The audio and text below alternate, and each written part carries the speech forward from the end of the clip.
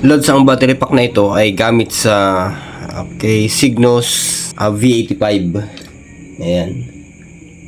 Kalimitan Lodi na problema ng gantong battery pack, kung hindi siya lumulobo. Ayan o. Mabilis lumobo itong mga gantong battery. Napansin ko rin Lodi. Marami ako nakikita Lodi na gantong klaseng radyo. Yung ganito siya. Ayan o. Ito siya Lods. So ayan. Malimit Lodi, yung kanilang battery ay nakalobo, ganyan. Kung hindi man siya nakalobo, basta na lang ayaw makargahan, mabilis malobat.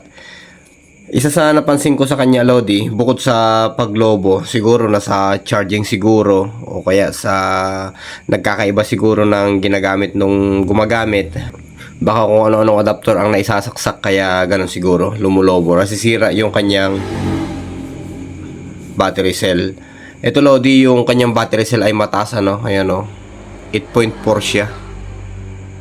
Li-ion battery, kaya lang yung ampere niya ay medyo mababa, 1500, pero 8.4 yung voltahe ng battery niya. Okay? Ngayon Lodi, ang napansin ko pa na isa sa problema niya, ay marami akong binuksan na mga ganito battery pack. Ang napansin ko sa kanya ay ito. Ayan o. Kung makikita nyo dito, may lamat siya. Ayan. Dahil nga Lods, ayan o. Pagka naghigpit sila dito sa kanyang belt clip, ayan, sumusobra yung tornilyo. Ito siya. Ito medyo okay pa nga ito eh, ano, hindi pa siya nabutasan. Yung iba talaga Lodi, totally nabubutas. Ito, tignan natin.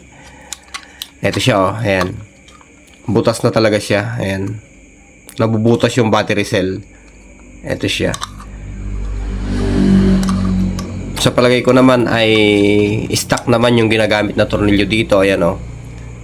Ayan. Pero lubha lang talaga na tumatagos pa rin. Merong matalim na bahagi yung tornilyo na siya yung tumatama dito sa battery cell. Ayun o, matalim siya.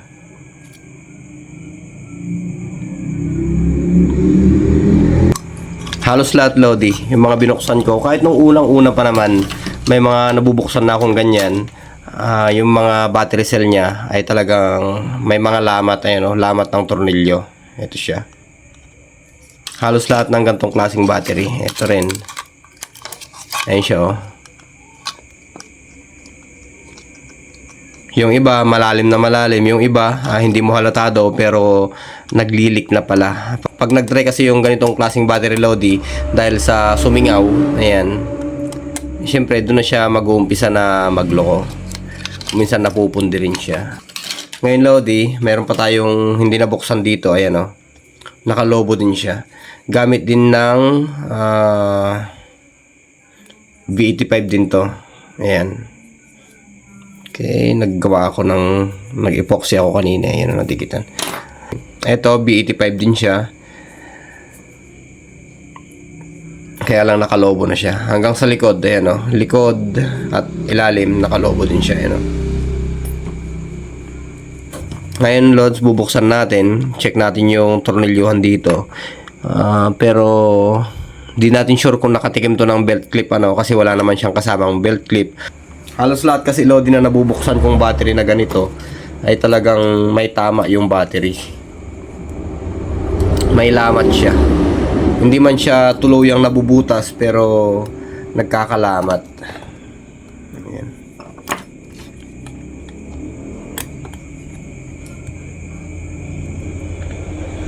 Medyo mahirap lang buksan to eh. Hindi kagaya ng Baofeng na saglit lang sikwatin. Ito mahirap. Yun o. Ito Lodi, gagamit tayo ng kutsilyo.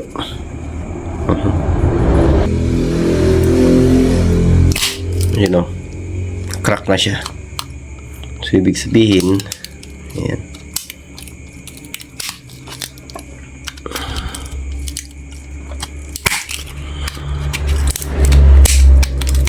Ito na lubog sa tubig siguro to.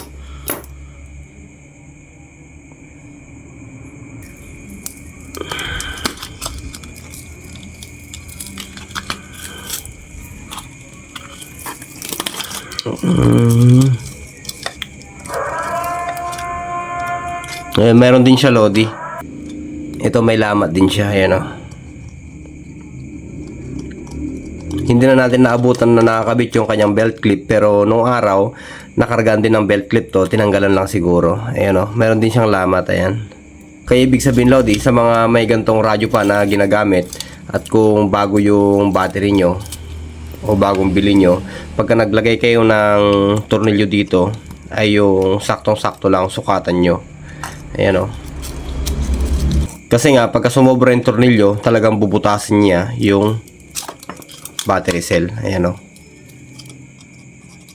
Kaya yun lamang, Lodi. Pinakita ko lang sa inyo na yung mga gantong klaseng battery, ayan, kung minsan ay nasisira dahil sa nasosobrahan natin yung haba ng tornilyo. Ayan o.